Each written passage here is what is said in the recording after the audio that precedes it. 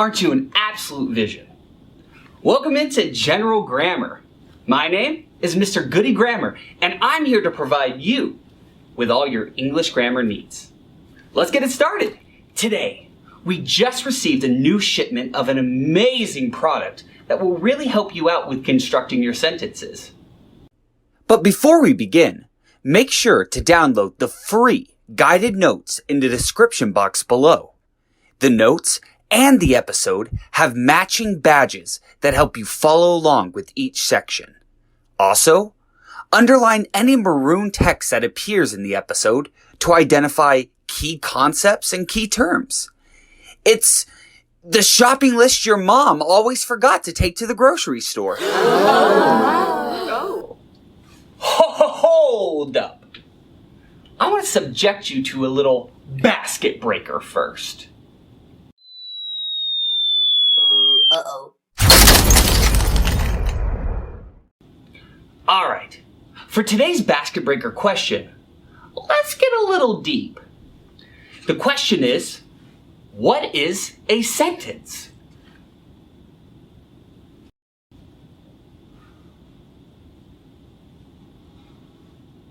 Answer. A sentence is a group of words expressing a complete thought. Also, please know that complete sentences have both a subject and a predicate. And today, let's jump a little bit more into subjects.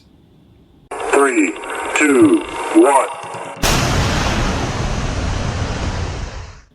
As you just found out from our basket breaker, complete sentences are made of both a subject and a predicate. Today, let's talk a little bit about the first part, subject. What does that mean when it comes to a sentence? Basically, a subject is the what of the sentence. It tells you what the sentence will be about. The subject of a sentence is the person, place, thing, idea, just generally a noun, that is doing something or being something. Example, Darth Vader sliced off my right hand. Who's the person performing the action in the sentence? Well, Darth Vader is. Darth Vader is the person slicing off my right hand. Therefore, Darth Vader is a subject. Now, with that in mind, we can specify the subject even more. You can have a simple subject, a complete subject, a compound subject. It goes on and on. First, I want to talk to you a little bit about simple subjects. A simple subject is a subject that has just one noun or pronoun as the focus of that sentence. This means that only one noun or pronoun does the action or connects to the verb of the sentence. Examples. Mick decided to start a food fight. Such a waste of food. Who's the person that has decided to start a food fight? It's that old rascal Mick. He's the subject of the sentence. However, what happens when your simple subject has modifiers and descriptors on it? What do we call it then? We call this the complete subject. Basically, the complete subject is who or what is doing the verb, plus all the modifiers or descriptive words that go along with it. So a complete subject does have the simple subject within it, but it also has all the words that describe that simple subject. Let's take a look. Example, my crazy life is out of control. Everyone, what's out of control here? Well, what's out of control is the simple subject, life. But didn't we have more description about life? Absolutely. Whose life? Well, it's my life. Well, what type of life? Crazy life. Therefore, my crazy life is actually going to be our complete subject. The next type of subject that I want to talk about is something called a compound subject. That's basically where you have two or more simple subjects completing the same verb. So they're usually linked together with conjunctions like and, or nor.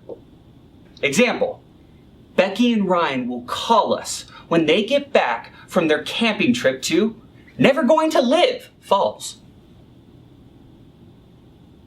If you notice in here, we have two subjects, Becky and Ryan, and they're both participating in the verb of calling. Therefore, we have a compound subject, where two simple subjects are performing the same verb. We need some employee assistance. For this section, I'm going to read off a couple of sentences. Together, we're going to go ahead and try and identify the simple and complete subjects in each sentence. What I would like you to do is circle the simple subject in each sentence. Then I would like you to underline the complete subject in each sentence. So there are two things that you are doing in this activity.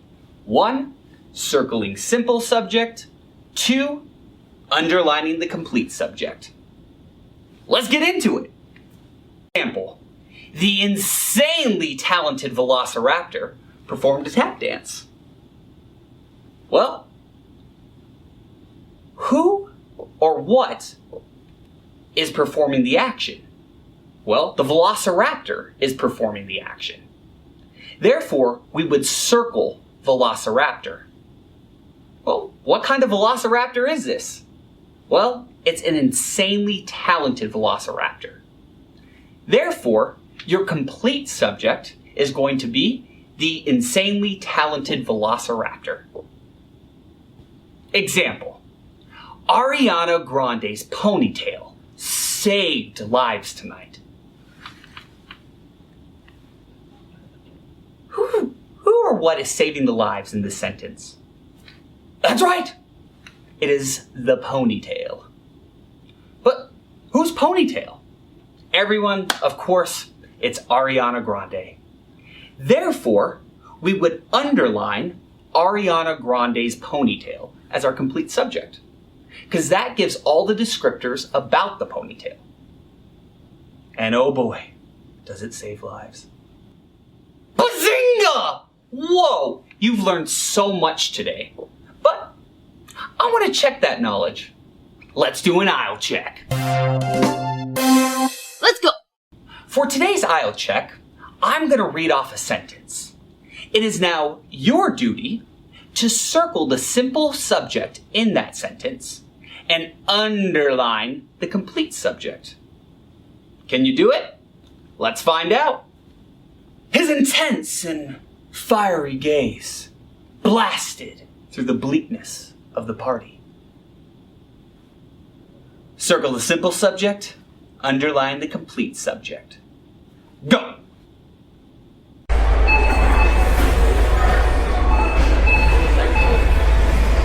How'd you do? Let's go ahead and check it out. The sentence was, his intense and fiery gaze blasted through the bleakness of the party. Well, what's the subject? What is blasting through the bleakness of the party? Well, it's his gaze. So we would go ahead and circle gaze. That's our simple subject. What about everything that describes his gaze? Well, we have his intense and fiery gaze. That makes our complete subject. If you answered it correctly, awesome job. Now, what I want you to do, write your own original sentence and put it down into the comment box below. What I would like everyone to do is try and identify the simple and complete subjects in one another's sentences. Let's see what you come up with. If you struggle with this concept, no stress at all. Remember, Learning new concepts takes time and practice. If you have any questions, put them into the comments below.